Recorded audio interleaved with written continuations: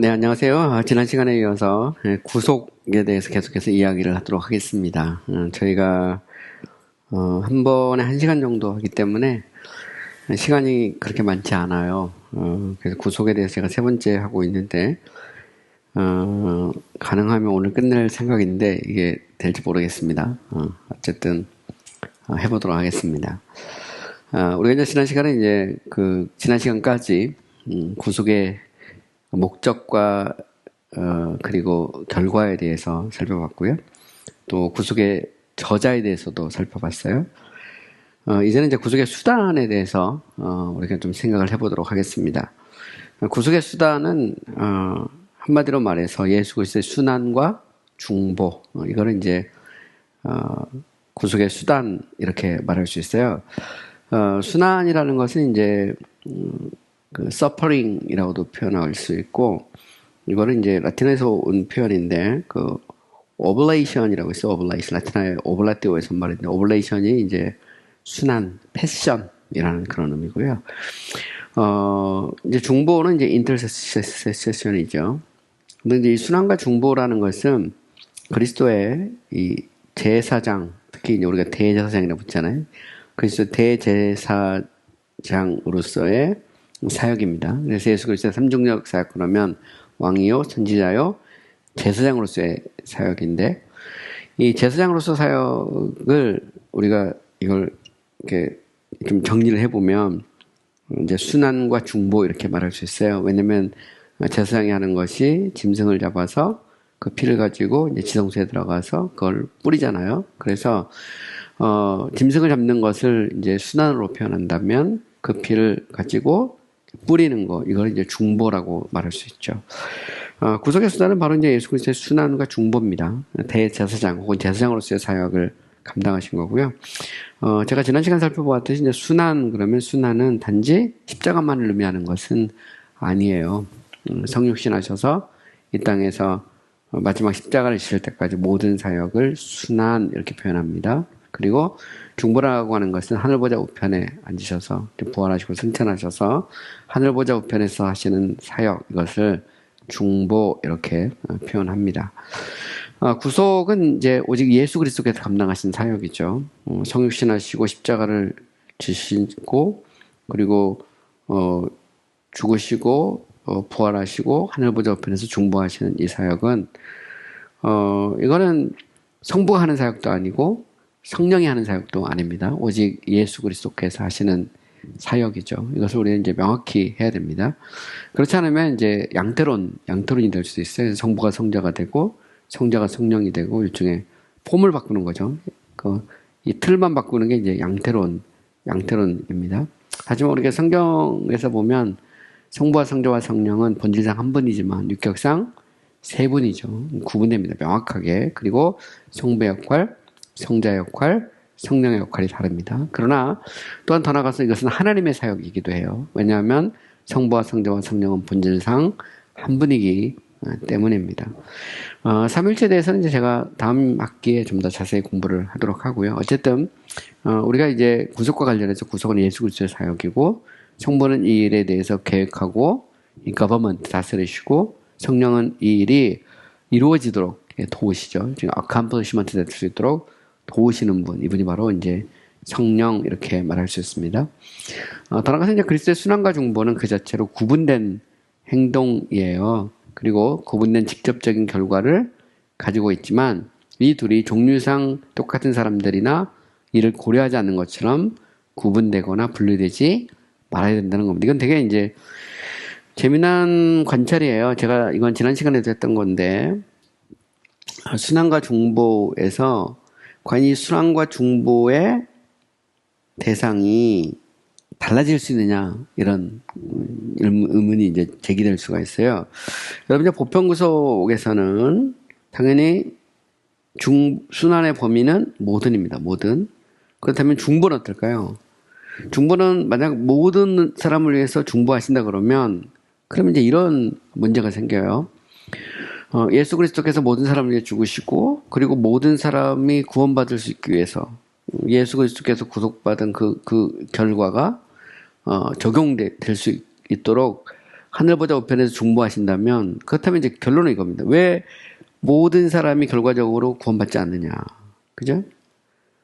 그리스도께서 모든 사람을 위해 죽으시고 모든 사람을 위해 중보하시는데 왜 모든 사람이 구원받지 않느냐. 여기에 대한 이제 의문이 생기는 겁니다. 이 말은 믿지 않기 때문이다 이렇게 말하면, 그러면 우리가 믿지 않으면 아무리 그리스도께서 죽으시고 하늘보자 우편에서 지금도, 그죠? 우리가 구원받기 위해서 중보하는데, 그럼에도 불구하고 우리가 이 죄사함 받고 구원받지 못한다는 그런 결과가 나오거든요. 이 말은 우리가 안 믿으면 아무리 그리스도께서 위해서 죽으시고 아무리 하늘보자 우편에서 자기의 보혈을 드려도 중보를 해도 그것이 이제 무효화될 수 있다는 겁니다. 여기에 대해서 이제 특별구속을 주장하는 사람들은 이게 말이 안 된다 이렇게 생각을 하는 거죠. 그래서 이게 모든으로 가면 이게 뭔가 문제가 있는 거예요. 그래서 여기에 대해서 이건 모든이 아니고 일부다. 그리고 중보도 일부다. 이게 특별구속입니다. 그래서 그리스도는 택한 백성을 위해 죽으셨고, 그리고 택한 백성들을 위해서 피 흘리신 그 피가, 그 보혈이, 그 구속이 열매를 맺을 수 있도록 하늘보자 우편에서 중보하신다는 겁니다. 그래서 순환과 중보의 대상이 일부와 일부라는 거죠. 그래서 하나님의 선택과 그리스도의 구속과 그리고 그 열매가 동일하다. 그래서 일부 이게 이제 소위 말하는 특별 구속입니다. 근데 이제 보편 구속을 주장하는 사람들 중에서도 이 순환과 이 순환과 이 중보에서 범위를 다르게 놓는 사람들이 있어요. 그런 예를 들어서 까메로나 리처드 백스터 같은 사람들, 혹은 아미로 같은 사람들, 아미라우트라 보통 영어로 말하는데, 이 아미라우트 같은 사람들은 이제 뭐라고 주장했냐면, 자, 그리스도는 모든 사람을 위해 죽었다는 겁니다. 그런데 중보를 할 때 모든 사람을 위해 중보하지는 않는다는 거예요. 왜냐하면 하나님의 선택의 기초에서 중보를 한다는 겁니다. 이런 면에서 순환과 이 중보의 범위가 서로 다르다 이렇게 주장을 하는 거예요. 그래서 결과적으로 모든 사람이 구원을 받는 것이 아니라 택한 백성만 구원을 받는다 이렇게 주장을 하는 거죠. 그런데 여기에서 이제 이렇게 주장하는 소위 이제 까메로나 이런 사람들이 주장하는 견해와 알미니우스의 견해는 좀 달라요. 알미니우스의 견해는 믿음에 의해서 그리스도의 이 구속이 가치가 이제 판가름이 나는 거잖아요. 그런데 이 아미라우트나 백스터나 이런 사람들 그런 건 아닙니다. 믿음은 하나님의 선물이고 하나님께서 그 은혜로 주신 것이라고 그들은 믿어요. 그리고 이 노예 의지론을 주장하는 사람들입니다. 단지 열매에 있어서 하나님의 선택과 그리고 중보의 기초로 해서 택한 백성이 구원을 받는다 이렇게 주장을 하는 거예요. 그러나 구속의 범위에 있어서는 이제 보편 구속을 주장하고 싶은 것이죠. 거기에 대해서 제가 이제 지난 시간에 이야기했고요. 그 연장선상에서 지금 이제 강의를 계속하고 있습니다. 자, 이제 그리스도의 순환과 중보는 똑같은 목적을 얻고 성취하려는 의도를 가지고 있다. 이 목적은 하나님의 은혜를 찬미하게 하려고 많은 이들을 영광으로 효력 있게 데려오는 것이다. 이건 이제 특별구속의 관점에서 정리를 한 겁니다. 순환과 중보가 목적이 똑같다는 거죠. 그 말은 결국은 대상도 똑같다는 말입니다. 그래서 순환이 썸이라면 중보도 썸이다. 이렇게 이제 주장을 하고 있는 것입니다. 자, 순환은 목적한 것을 획득하는 것이고, 중보는 순환을 통해서 획득된 것을 적용해서 목적을 이루는 것이다. 이렇게 말할 수 있습니다. 그래서 순환과 목적은, 이 순환이라는 건 수단이잖아요. 그래서 수단과 목적이 다를 수가 없다는 거죠. 왜 그리스도께서 고난을 받으셨나? 그것은 택한 백성을 구속하기 위해서 순환을 받으셨다는 거죠. 그러면 중보는 뭐냐? 중보는 순환을 통해서 획득된 것을 적용해서 목적을 이루는 것이다. 이렇게 말할 수 있습니다. 그래서 보시면 목적과 수단과 결과가 이 범주상 혹은 대상에 있어서 동일하다는 거죠. 이게 이제 소위 말하는 이제 특별구속에서 주장하고 있는 내용입니다. 로마서 4장 25절에 보면 이런 말이 나와요. 예수는 우리의 범죄한 것 때문에 내어줌이 되고 또한 우리를 의롭다 하시기에 살아났다 이 말이죠. 범죄한 것 때문에 내어졌단 말은 순환이라면, 살아났다는 것은 결국은 중보로 연결되는 거죠. 여기서 보면 우리에서 범위가 혹은 대상이 똑같다는 겁니다. 요한복음 17장 19절 또 그들을 위하여 나를 거룩하게 하오니 이는 그들로 진리로 거룩함을 얻게 하려 함이라. 이것은 그리스도께서 대제사장으로서 중보를 하신 겁니다. 그리스도는 자신이 죽을 사람들, 구원할 사람들을 위해서, 구속할 사람들을 위해서 중보하고 있는 거죠. 여기서 보면 그들과 그들의 범위가 같다 이렇게 말할 수 있다는 거죠. 따라서 그리스도의 순환은 그의 순환으로 중보를 통해 구해낼 모든 것이 획득됐다는 차원에서 중보에 기초라는 겁니다. 이 말은 무슨 얘기냐면, 자, 순환과 중보에서 중보의 기초는 뭐냐? 그것은 순환이라는 거예요. 순환. 이 말은 제사장이 짐승을 잡잖아요. 잡을 때 보면 그 대상이 있어요. 그죠? 뭐 예를 들어서 내가 비둘기를 한 마리 들었다 그러면 이 사람은 자신의 죄를 대신해서 화목제물로 비둘기를 드린 것입니다. 그죠? 대속죄일날 그 순념소를 드린 건 좀 다르죠. 그것은 이스라엘 백성의 전체의 죄를 위해서 순념소를 잡고 그 피를 가지고 지성소로 들어가 속죄소에 뿌린 것입니다. 그래서 이 순환과 중보라고 하는 것은 이게 범위의 문제 혹은 아니면 대상하고 뗄 수 없는 그런 아주 중요한 그런 관계를 가지고 있다는 거죠. 그리고 순환이라고 하는 건 뭐냐? 순환이라는 것은 여기에 성취하고 관련되어 있다는 거예요. 성취. 자, 그리스도께서 모든 백성의 죄를 다 실질적으로 다 갚았다면 그러면 당연히 중보도 모든 사람을 위한 것이어야 된다는 겁니다. 그런데 만약 순환이 그게 아니고 단지 그냥 가능성만 열어놓은 거라면 알미니우스처럼, 그럼 중보에 있어서도 그것은 상대화될 수밖에 없고 조건화될 수밖에 없는 것이죠. 그래서 이제 신론에서 알미니우스는 하나님의 뜻에 대해서 이야기할 때 소위 말해서 이제 조건적 의지, 조건적 뜻에 대해서 이야기를 한 거죠. 이 말은 인간의 자유의지를 통해서 이게 효력이 나타날 수도 있고 안 나타날 수 있는 거예요. 이 효력의 주체가 누구냐면 인간이라는 거예요. 하나님께서 사람을 만드실 때 그렇게 하기로 작정하셨다는 겁니다. 반면에 정통주의 신학에서는 그렇게 주장하지 않죠. 왜냐하면 하나님은 전능하신 분이고 전지하신 분이고 하나님의 뜻을 꺾을 사람이 없는 겁니다. 하나님께서 아들 예수 그리스도 보내실 때는 목적을 가지고 보내셨고 그리스도는 그 목적이 성취될 수 있도록 실질적으로 그 죄를 다 처리했다는 겁니다. 100%. 그래서 십자가에서 다 이루었다라고 하는 말은 결국은 하나님께서 에게 주신 백성의 죄를 다 갚았다는 것을 의미한다는 거죠. 그래서 중보라는 것도 뭐냐면 중보는 자신이 피 흘리신, 자신이 구속한, 자신이 순환을 받으신, 고난을 받으신 그 사람들이 한 사람도 빠지지 않고 구원을 받도록 기도하는 것, 중보하는 것. 이게 바로 이제 소위 말하는 중보거든요. 이런 면에서 보면 결국 중보라는 것은 순환을 통해 획득된 것을 일종의 적용해서 효과로 나타나게 하려는 것이 중보다 이렇게 말할 수 있다는 것이죠.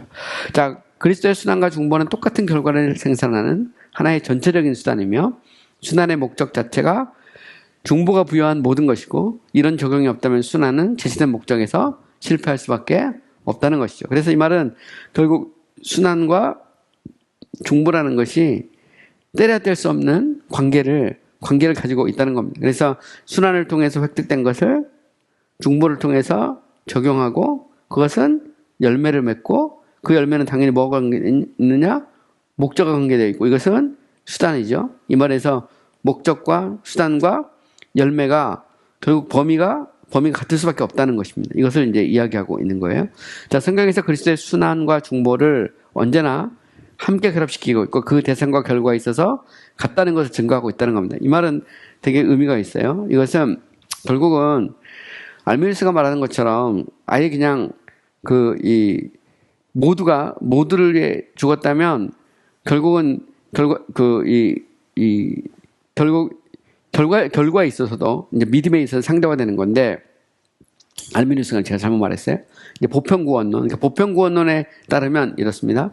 보편구원론은 목적도 보편, 순환도 보편, 그리고 결과도 보편이라는 거예요. 그런 문제가 없어요. 그죠? 모두가 다 하나님께서 모두를 다 구원하기 원했고 모두를 위해서 그리스도가 죽었고 그리고 모두가 구원받기를 원하신다면 그리고 모두를 위해 중보한다면 당연히 모두가 구원받아야 된다는 겁니다. 그런데 문제는 뭐냐면 그렇게 되는 건 아니에요. 심지어 알미누스도 목적이 모두가 구원이 아닙니다. 알미누스는 조건적 구원론이긴 하지만 하나님의 선택을 부인하지 않거든요. 선택이 있다는 거예요.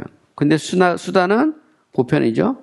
결과는 믿음에 따라서 일부라는 겁니다. 그래서 목적과 이 수단과 결과에 있어서 목적과 결과는 같지만 수단은 그 대상이 다를 수 있다. 이게 이제 알미누스의 생각입니다. 백스터도 마찬가지죠. 백스터도 보면 무조건적인 선택인데 목적에 있어서 일부, 수단에 있어서는 보편, 그리고 순환과 중보에 있어서는 또다시 범위를 나누죠. 순환은 모두, 중보는 일부입니다. 결과는 일부예요. 이렇게 해서 어쨌든 목적과 결과는 같다는 겁니다. 그러나 수단은 다를 수 있다라고 하는 것이 이제 백스터리안이즘이 가졌던 생각이에요. 근데 문제는 겁니다. 과연 성경이 뭐라고 말하고 있느냐? 성경이 목적과 수단과 그리고 결과를 서로 다른 것으로 혹은 다를 수 있는 것으로 말하고 있느냐, 아니면 똑같은 이 대상을 똑같은 것으로 다루고 있느냐에 따라서 이제 신학이 달라질 수밖에 없는 겁니다. 가령 이사야 53장 11, 12절 나의 의로운 정이 자기의 지식으로 많은 사람을 의롭게 하며 또 그들의 죄악을 친히 담당하리라. 그가 많은 사람의 죄를 담당하며 범죄자를 위하여 기도하였느니라. 여기 보시면 담당한다는 말은 순환이죠. 기도라는 것은 중보입니다.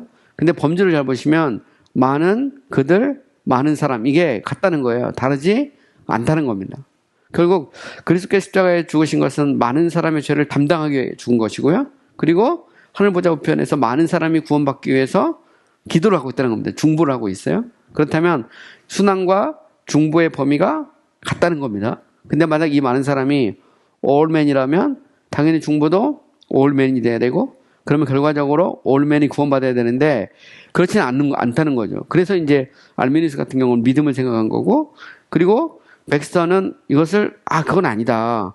많은 모든이고 순환은 모든이고 그리고 중보는 일부다, 이렇게 주장을 한 겁니다. 근데 과연 성경이 이걸 구분하고 있냐는 거예요. 그러니까 그 대상에서 순환과 중보를 구분하고 있느냐, 그렇게 보기는 어렵다는 거죠. 그렇다면 둘 중에 하나라는 겁니다. 보편 구원으로 가든지 아니면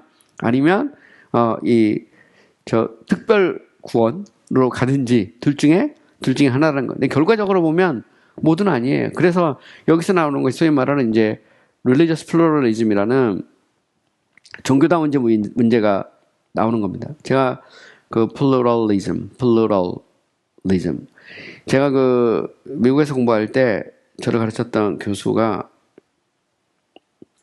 항상 그런 얘기를 했어요. 그분은 이제 그런 논리가 있습니다. 예수 그리스도께서 모든 사람을 위해 죽으셨고, 그 전에 하나님이 모든 사람을 사랑하시고, 그리고 그리스도께서 모든 사람을 위해 죽으셨다면, 결과적으로 왜 모든 사람이 구원을 받지 않느냐? 그거는 결국 방법이 있을 거라는 겁니다. 방법이. 쉽게 말해서. 예수 그리스도를 이 땅에서 믿지 않아도 하나님이 사랑이시고, 그리고 예수 그리스도께서 모든 사람을 위해서 피를 흘리셨다면 당연히 모든 사람이 구원을 받을 거라는 겁니다. 이게 소위 말하는 종교다원주의죠. 이것을 소위 이제 이 인클루시비즘이라는 그런 표현을 쓰기도 합니다. 내포주의라고 하는데, 내포주의는 뭐냐면 그리스도께서 죽으실 때 모든 사람을 위한 구원을 다 만들어 놓으셨기 때문에 비록 이 땅에서 예수 믿지 않아도 나중에 죽고 난 다음에, 혹은 아니면 그리스도께서 이 땅에 재림하고 난 다음에 모두가 다 그리스도를 믿음으로 구원을 받게 할 거라는 겁니다. 모두가 다. 그러니까 이 땅에서 예수 안 믿어도 다 예수 믿게 된다. 이게 이제 소위 말하는 인클루시비즘이라는 거예요. 인클루시비즘은 말 그대로 include 다 포함하고 있다, 이런 의미에서 인클루시비즘 이렇게 말합니다. 근데 문제는 이제 과연 성경이 뭐라고 말하고 있느냐는 거죠. 가령 이사야 53장 11, 12절에 보면 결국 죄악을 담당하는 분과 기도를 하는 분에서 보면 그 대상이 같다는 겁니다. 로마서 4장 25절을 보면 예수가 우리의 범죄한 것 때문에 내어줌이 되고 또한 우리를 의롭다 하시기에 살아났다에 나오죠. 범죄한 것 때문에 내어줌이 됐다는 건 순환이죠. 순환. 이게 순환입니다. 그 다음에 의롭다 하시기에 살아났다는 것은 이것을 보통 중보로 보거든요. 그래서 humiliation, exaltation, 낮아지심과 높아지심으로 이렇게 표현합니다. 비하와 승기 이렇게 표현하는데, 로마서 4장 25절에 보면 비하와 승기, exaltation, humiliation, exaltation, 혹은 아니면 순환과 중보가 대상이 우리라는 같다는 겁니다. 이것이 다르지 않다는 거야. 이걸 우리가 이제 생각을 해봐야 되는 거죠. 로마서 8장 33, 34절, 누가 능히 하나님께서 택하신 자를 고발하리요, 의롭다 하신 이는 하나님이시니 누가 정죄하리요, 죽으실 뿐만 아니라 다시 살아나시니, 그죠? 여기 보면 순환과 중보가 나옵니다. 그리스도니 그는 하나님 우편에 계신 자 우리를 위하여 뭐 한다고요? 중보하시죠? 이거는 순환입니다. 근데 잘 보시면 하나님의 택하신 자, 의롭다 하신 이는 누구라고요? 우리입니다. 우리를 위해서. 이 우리의. 그래서 여기 보면 선택, 그죠? 칭의, 그 다음에 우리를 위해서 뭐가 있죠? 중보하죠. 중보. 간구입니다. 간구.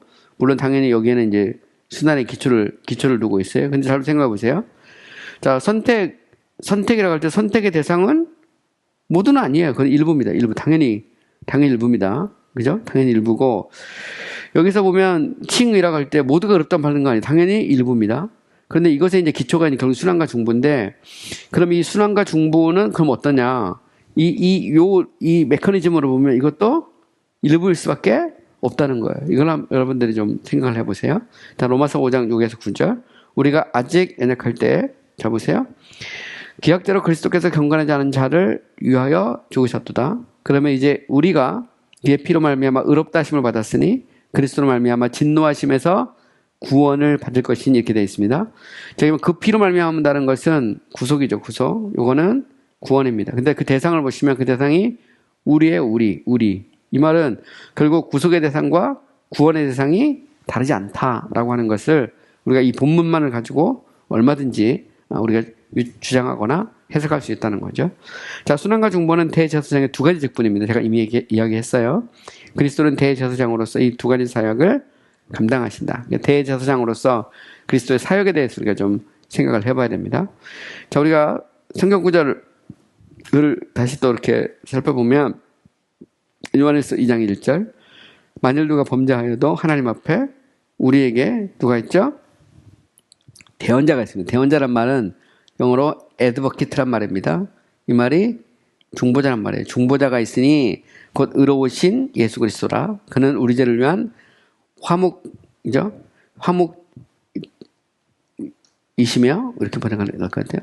화목제물이니, 그죠? 이니 우리만을 위할 뿐 아니요 온 세상 죄를 위함이라 이렇게 되어 있습니다. 자, 여기 보시면, 자, 여기서 보세요. 만일 누가 범죄해도 아버지 앞에 누가 있어요? 대언자가 있습니다. 근데 이 대언자는 누구를 위한 거죠? 우리를 위한 겁니다. 우리, 그죠? 그러니까 우리를 위한 대언자가 있어요. 그리고 그는 누구죠? 우리를 위한 화목제물입니다. 그죠? 우리를 위한 화목제물이에요. 그런데 여기서 보면 대언자는 중보고 화목제물은 순환이죠. 근데 그는 우리 죄를 위한 화목제물이니 우리만을 위할 뿐만 아니요 온 세상 죄를 위함이다 이렇게 말했어요. 근데 여기서 보면 우리뿐만 아니라 온 세상 죄란 말이 나옵니다. 온 세상 죄. 그러면 우리는 여기에서 이 논리를 이렇게 보면, 그러면 그리스도는 우리를 위해 죽으셨고 우리를 위해, 그러니까 화목제물이 되시고 우리를 위한 대언자가 되시잖아요. 그런데 우리만을 위할 뿐만 아니라 온 세상 죄를 위한다 이렇게 되어 있어요. 그럼 여기서 말하는 우리와 온 세상은 어떤 관계가 있느냐. 그래서 보편구속을 정한 사람은 바로 이것을 기초로 해서 이거야말로 보편구속을 의미하는 것이다 규정합니다. 근데 이게 반드시 그러냐, 여기에 대해서는 또 다른 이제 논쟁이 있어요. 왜냐하면 온 세상죄라고 할 때 이 온 세상이라는 게 우리 말고 한 사람도 빠지지 않고 이 땅에 있는 모든 사람, 그죠? 아담이 범죄한 이래로 모든 사람을 다 의미하는 것이냐, 아니면 여기서 말하는 온 세상이라는 말은 온 세상에 퍼져 있는 하나님의 택한 백성을 의미하는 것이냐, 여기에 대해서 이제 또 다른 해석의 여지가 있는 겁니다. 그리고 결국 이 말은 무슨 얘기냐면, 지금 사도 요한이 말하고 있는 우리, 그죠? 당시 그 시대에 예수 믿고 있는 사람들, 우리 말고도 저 온 세상에 하나님의 택한 백성들이 퍼져 있고 예수 그리스도는 우리뿐만 아니라 그들을 위한 화목제물로 되셨다 이렇게 말하고 있는 것으로 얼마든지 해석할 수 있다는 겁니다. 자, 히브리서 7장 24, 25절에도 보면 나오죠. 예수는 영원히 계심으로 그 제사장 직분도 갈리지 아니하느니라. 그러므로 자기를 힘입어 하나님께 나아가는 자들을 온전히 구원하실 수 있으니 이는 그가 항상 살아계셔서 그들을 위하여 간구한다. 그들이 나오고 하나님께 나아가는 자들이 나옵니다. 그죠? 여기 보면 하나님께 나아가는 자들과 그리고 그들을 위해 간구한다 할 때, 간구는 당연히 중보죠. 중보는 무엇을 기초로 합니까? 순환을 기초로 해서 중보합니다.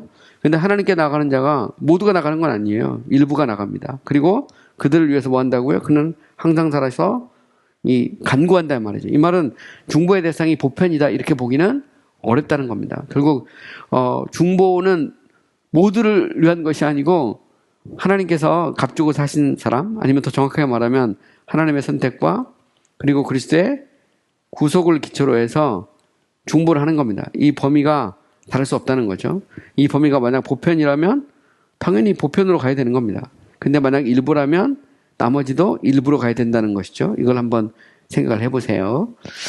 자, 그 다음에 히브리서 9장 11, 12절. 그리스도께서는 장래 좋은 일에 대제사장으로 오사 손으로 짓지 아니한 것, 곧 창조에 속하지 아니한 더 크고 온전한 장막으로 말미암아 염소와 송아지 피로 아니하고 오직 자기 피로 영원한 속죄를 이루사 단번에 성소에 들어가셨다 이렇게 말합니다.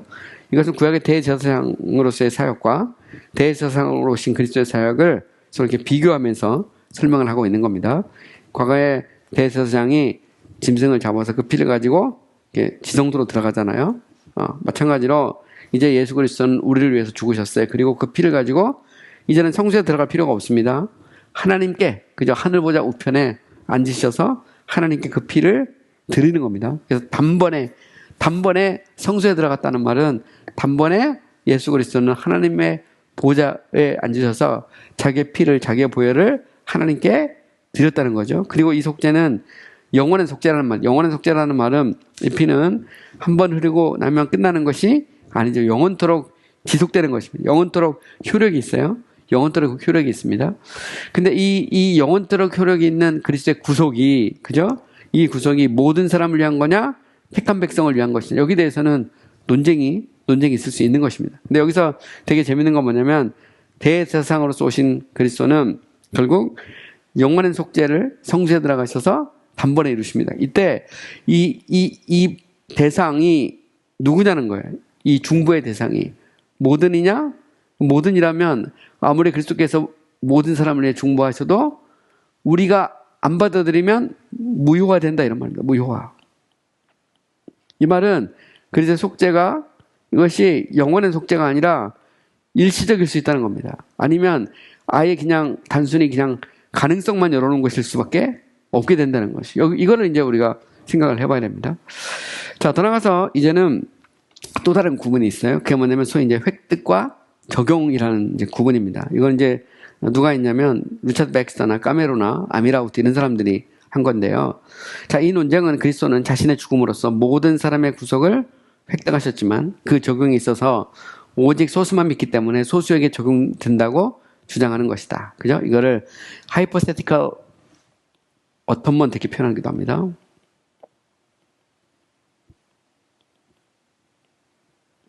이거 그러니까 소위 말하는 이제 가설적 혹은 아니면 가정적 구속 이렇게 표현해 주신학에서 이 말은 뭐냐면 그리스도는 모든 사람을 위해 죽었습니다. 근데 모든 사람이 구원을 받지는 않아요. 그건 뭐 결과적으로 분명합니다.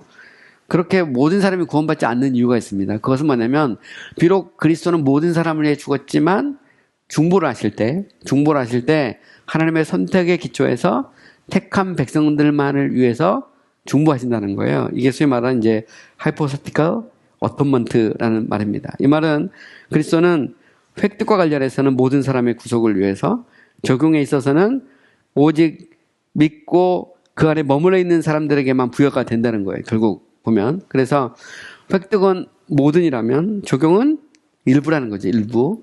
이게 이제 다른 겁니다. 그래서 획득과 적용이라고 하는 측면에서 이 순환과 중보를 우리가 대조해서 비교해서 생각해 볼 수 있어요. 여러분 여기서 이제 알미누스의 견해와 까메로나 테스탈루스, 아미라우트, 백스터 같은 사람들의 의견이 좀 갈라집니다.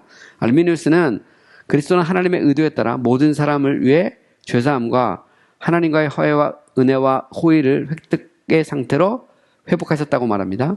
그리고 이 모든 것은 그들이 믿는다면 그들에게 실질적으로 이익이 될 것이다. 이렇게 주장을 하죠. 자, 이 말은 무슨 얘기냐면, 자, 이제 순환과 중보라는 측면에서 보면, 자, 순환을 이걸 획득이라고 하면, 그죠? 중보라고 하는 것은 적용입니다. 적용. 그죠? 적용입니다. 적용. 근데 알미누스의 생각에서는 그래요. 그리스도께서 죽으심으로 이 죽으셨다는 것은 모든 사람을 위해서 그리스도께서 죽으신 겁니다.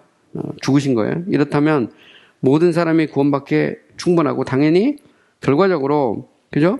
모든 사람이 구원받을 수 있는 일종의 가능성이 열린 겁니다. 그런데 모두가 다 구원받지는 않아요. 왜냐하면 알미니우스는 설사 그리스도가 죽으시고 그리고 중보를 하신다고 하더라도 모든 사람을 위해서 우리가 믿지 않으면 믿음에 의해서 인간의 자유의지에 따라서 믿지 않으면 얼마든지 이 그리스도의 구속의 가치가 효력이 나타날 수도 있고 나타나지 않을 수도 있다는 겁니다. 그래서 이 효력의 이 어떻게 보면 이니셔티브가 누구에 있냐면 사람에게 있어요. 사람에게.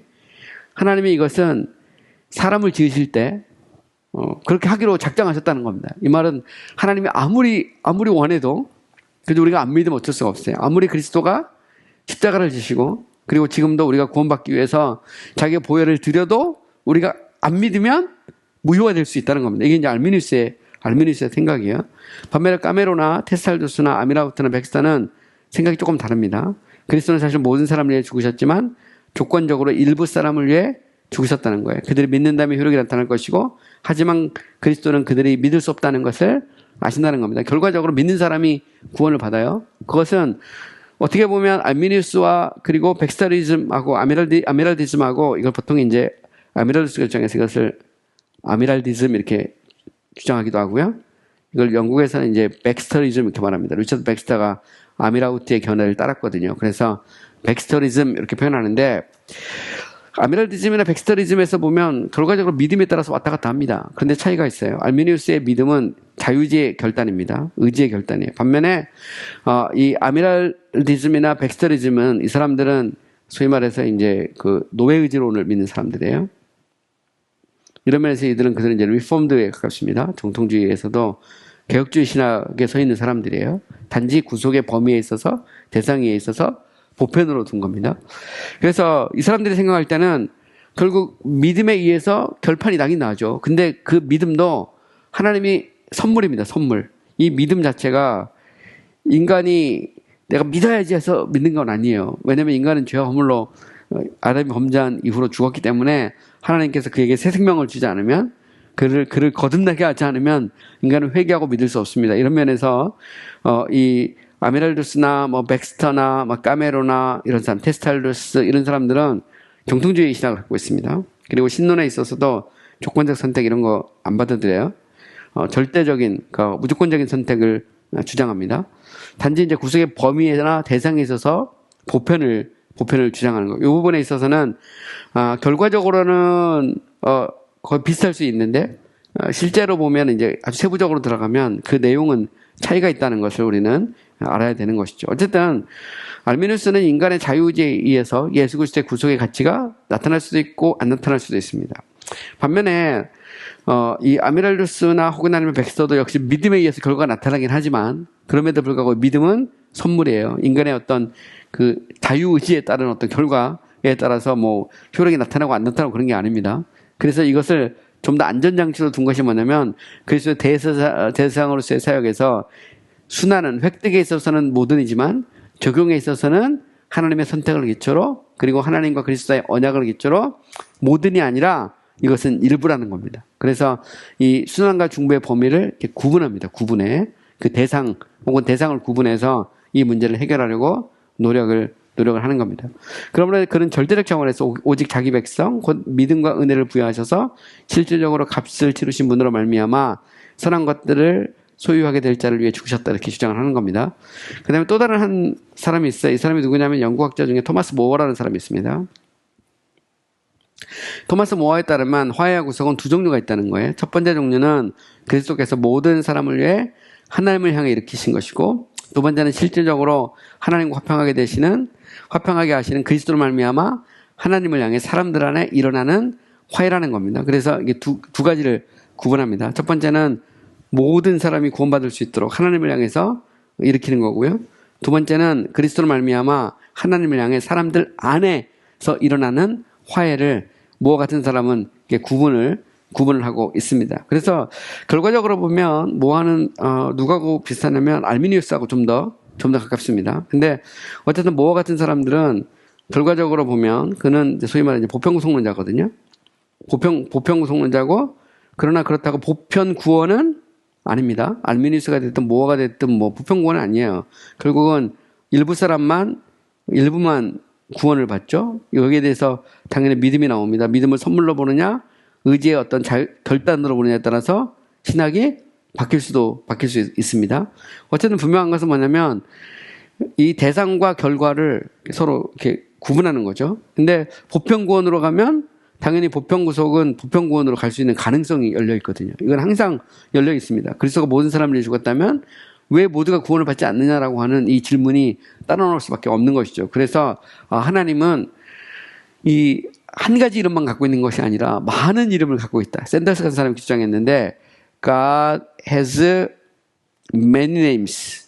하나님은 많은 이름을 갖고 있다는 겁니다. 부처라는 이름도 갖고 있고, 그리고 뭐 마호메트라는 이름도 갖고 있고, 뭐 혹은 아니면 온갖 어떤 그 이름들을 가지고 있다는 거죠. 그래서 목표는 하나인데 길은 다 여러 가지라는 겁니다. 그리고 결국 모든 사람이 다 구원을 받는다는 거예요. 왜냐하면 그리스도께서 모든 사람의 죄를 다 처리하셨으니까. 그래서 여기서 두 가지가 있어요. 한쪽은 아예 그냥 그 예수 안 믿고도 다 구원받을 수 있다고 생각하는 사람이 있고, 또 다른 사람들은 이 땅에서 예수 안 믿지만 결국 예수를 다 믿을 것이다 이렇게 주장하는 사람이 있습니다. 결국 제가 생각할 때 뭐 도끼는 객견인데 결과는 똑같습니다. 그러나 우리가 이제 보편 구속이 보편 구원으로 가느냐 아니면 믿는 사람만 구원을 얻느냐 여기에 따라서 이제 다른 겁니다. 결과는 똑같아요. 여러분 일반 구속이 아니라 특별 구속을 주장해도 마찬가지입니다. 누가 구원받죠? 예수 믿는 사람이 구원받아요. 그 부분에 있어서는 아무런 차이가 없습니다. 예수님이 모든 사람을 위해 죽으셨느냐? 택한 백성을 위해 죽으셨냐는 해석에 차이가 있을 수 있죠. 가령 뭐 침례교 같은 경우는 일반 침례교회는 예수님이 모든 사람을 위해 죽었다고 생각을 하고 가르쳤어요. 반면에 특수 침례교 같은 경우는 예수님은 택한 백성을 위해 죽으셨다 이렇게 주장하고 그리고 가르치고 믿었습니다. 이 부분에서 침례교는 두 가지 전통이 다 있다라고 하는 것을 여러분들이 알면 도움이 되겠습니다. 자, 그렇다면 여기서 또다시 이제 질문 하나 할 수 있어요. 그리스도가 모든 사람을 위해 죽으셨고 그 죽음이 실질적으로 성취된 것이라면 왜 모든 사람이 구원받지 않는가? 이 말은 우리가 믿지 않으면 얼마든지 그리스도의 효력이 이게 무효가 될 수 있다. 이런 이제 주장을 할 수 있는 거거든요. 그리스도의 순환과 중보의 범위가 다를 수 있는가? 그죠? 이것도 우리가 생각을 해봐야 됩니다. 자, 순환이 썸이라면 중보도 썸이어야 되는데 순환이 올인데 중보가 썸이라면 이게 좀 이상하죠? 그리고 순환도 올, 중보도 올이라면 왜 올이 아니냐? 그러면 그 믿음에 따라서 아무리 그리스도께서 죽으시고 하늘 보좌 우편에 자기 보혈을 드려도 안 믿으면 무효화될 수 있다는 겁니다. 얼마든지. 이게 이제 쉽게 말하면 이 보편 구속을 주장할 때 나오는 이야기인데 이 올로 가면 이제 알미누스가 가는 거고요. 올섬으로 가면 백스터로 가는 겁니다. 그래서 이것은 쉽게 말하면 이제 리폼드 정통제, 리폼드 오르스독스에서 저희 우리가 이제 뭐 칼빈주의라고도 보통 표현하는 칼빈이즘 쪽이라면 여기는 이제 올섬이라는 것은 결국은 이 백스터리즘, 그죠? 그 다음에 올러로 가면 아르미니우스 이런 식으로 이제 우리가 구분해 볼 수 있어요. 이제 신학의 지금 패러다임이죠. 이거를 구분해 볼 수 있습니다. 침례교 같은 경우는 이 스펙트럼을 보면 파티큘러 베프티스트는 이쪽에 있고요. 제너럴 베프티스트는 원래는 이 알미니스에 가까웠는데 나중에 가면 백스터리즘에 가깝습니다. 그리고 나중에 가면 영국 같은 경우는 파티큘러 베프티스트하고 제너럴 베프티스트가 합쳐져 버려요. 18세기 후반에 가면 이제 앤드루 플러나 이런 사람들에 의해서 영국의 특수침례교회하고 일반 침례교회가 하나가 됩니다. 그 이유는 뭐냐면 특수침례교회하고 일반 침례교회가 서로 이게 신학적 차이가 거의 없었기 때문에 그래요. 근데 이때 전체 흐름으로 보면 제너럴에서 파티큘러로 이렇게 이양해 가는 경향이 있고요. 또 하나 가서 침례교회는 제너럴이든 파티큘러도 요거를 다 이렇게 인정하는 그런 경향이 있습니다.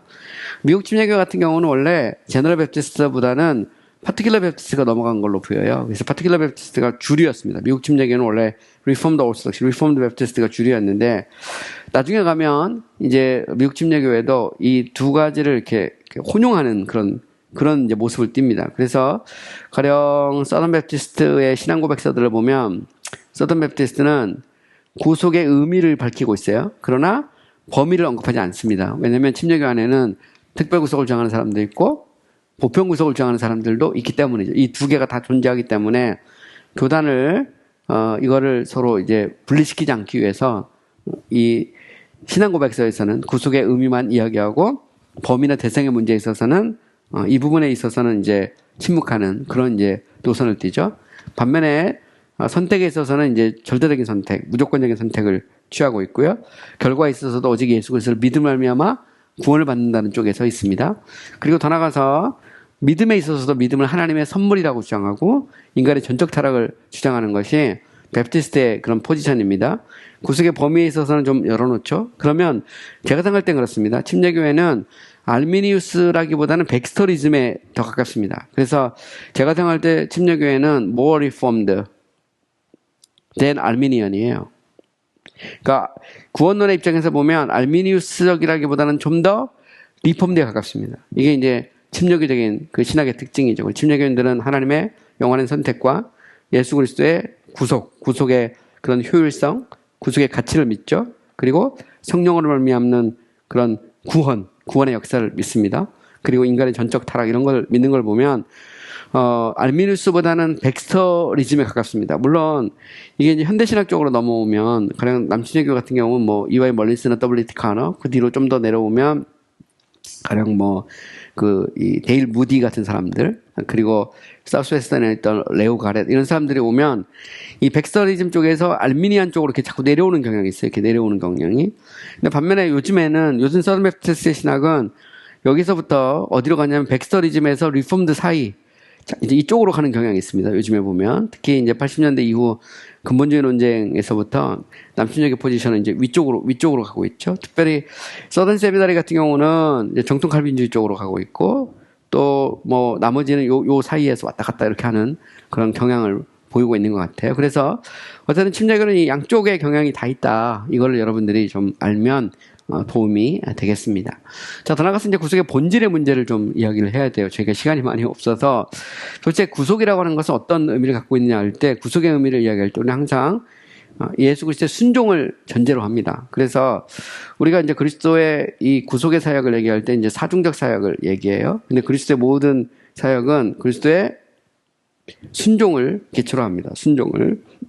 그래서 이 순종이라고 하는 것은 그리스도의 구속사역 전체를 의미하죠. 로마서 5장 19절 한 사람이 순종하지 아니함으로 많은 사람이 죄인 된 것 같이 한 사람이 순종함으로 많은 사람이 의인이 된다 이렇게 말하고 있어요. 빌립보서 2장 7, 8절 오히려 자기를 비워 종의 형체를 가지사 사람들과 같이 되셨고 사람의 모양으로 나타나서 자기를 낮추시고 죽기까지 복종하셨으니 그죠?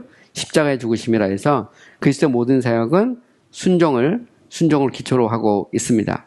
근데 순종을 얘기할 때 순종은 그게 두 가지를 의미해요. 하나는 능동적 순종이 있고 또 다른 하나는 수동적인 순종이 있습니다. 능동적 순종은 그리스도께서 자신의 생애를 통해 율법의 요구를 완전히 이제 충족시켰다는 것을 의미하고요.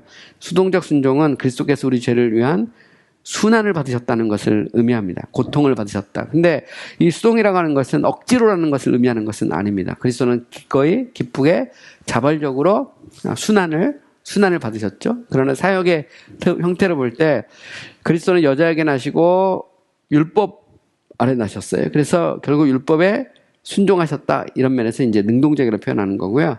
더 나아가서 율법의 기준으로 볼 때 흠과 티가 없음에도 불구하고 율법의 형벌을 받고 십자가를 졌다. 이런 측면에서 이것을 이제 수동 이렇게 표현합니다. 히브리서 2장 17절을 보면 그가 범사의 형제들과 같이 되심이 마땅하도다. 이는 하나님의 일에 자비하고 신실한 대제사장이 되어 백성의 죄를 속량하려 하심이라 이렇게 말하고 있습니다. 자, 그 다음에 조금 더 빨리 나갈게요. 히브리서 5장 8에서 10절에 보면 그가 아들이시면서도 받으신 고난을 통해 뭘 배우죠? 순종함을 배워 온전하게 되셨은즉 자기에게 순종하는 모든 자에게 영원한 구원의 근원이 되시고 하나님께 멜기세덱의 반차를 따른 대제사장이라 칭함을 받았느니라 이렇게 말을 하고 있습니다.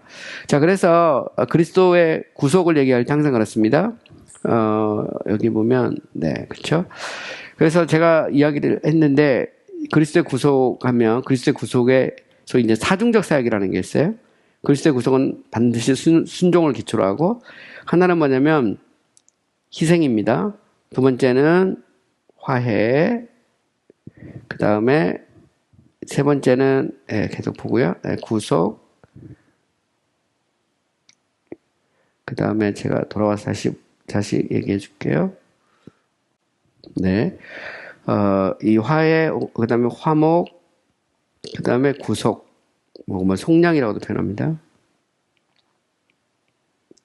그리스도의 사중적 사역하면 이 네 가지를 의미할 수 있어요. 여기 대해서 제가 조금 더 계속 얘기를 하겠습니다. 자, 희생이라고 하는 것은 뭐와 관계가 있냐면 죄책과 관계가 있어요. 죄책, 영어로 말하면 guilty와 관계가 있는데, 그리스도께서 십자가를 지신 것은 죄에 대한 책임, 그러니까 그리스도는 의인으로서 죄인으로 죽으신 겁니다. 그래서 예수님께서 십자가를 지실 때 마지막에 운명하실 때 보면 엘리 라마 사박다니, 아버지 나의 아버지 어찌하여 나를 버리시나이까 이렇게 탄식하고 죽으시죠. 그것은 예수님이 죄인으로 우리가 받아야 될 하나님의 이 형벌을 대신 주시고 십자가를 지시기 때문입니다. 히브리서 9장 12절 염소와 송아지 피로 아니하고 오직 자기 피로 영원한 속죄를 이루사 단번에 성소에 들어가셨느냐 이렇게 말하죠. 히브리서 13장 12절 그러므로 예수도 자기 피로써 백성을 거룩하게 하시려고 성문 밖에서 고난을 받으셨다. 그리스도는 바로 하나님의 어린 양으로 세상 죄를 지고 가는 어린 양으로 십자가를 지신 것입니다. 두 번째는 이제 화목이라는 게 있어요. 화목이라는 것은 뭐가 관계되어 있냐면 하나님의 이 진노, 그죠? 이 레스하고 관련되어 있습니다. 화해라고 하는 것은 뭐가 관계되어 있냐면 이 화해라는 것은 소외와 관계되어 있고요. 구속이라고 하는 것은 반디지라고 해서 속박, 그죠? 이거를 이렇게 표현합시다. DADG에서 속박하고 관계가 있어요. 그래서 화목이라는 것은 이거를 이제 헬라어로 힐라스테리 이렇게 표현하는데 영어로 propitiation입니다. 화목은 하나님의 진노를 달래는 것과 관련되어 있어요. 그래서 로마서 5장 9, 10절에 보면 여기 보면 그로 말미암아 진노하심에서 구원을 받을 것이니 그의 아들의 죽으심 말미암아 하나님과 화목하게 되었다 이렇게 나옵니다. 화목이란 말이 나오죠. 또 요한일서 2장 2절에 보면 화목제물에서 화목이란 말이 나오고 있습니다. 그래서 화목은 진노하고 관련이 되어 있어요. 또 화해라는 말도 나옵니다. 화해라는 말은 헬라어로 카탈랑게 이런 표현인데 reconciliation이죠. 이 화목이라는 것은 적대감으로 말미암는 하나님과 우리 사이의 소외, alienation의 관계를 나타내고 있습니다. 그래서 하나님과 우리 사이가 간격이 존재하게 된 거예요. 적대감으로 말미암아. 그래서 이사야 59장 1, 2절에 보면 여호와의 손이 짧아 구원하지 못하심도 아니요 귀가 둔하여 듣지 못하심도 아니라 오직 너의 죄악이 너희와 너희 하나님 사이를 갈라놓았고 너의 죄가 그의 얼굴을 가리어서 너에게 듣지 않으시게 함이니라. 그래서 하나님과 그죠? 인간 사이에 적대감으로 인해서 일종의 이 간격이 생긴 거죠. 그죠? 그래서 이걸 소외 이렇게 표현할 수 있습니다.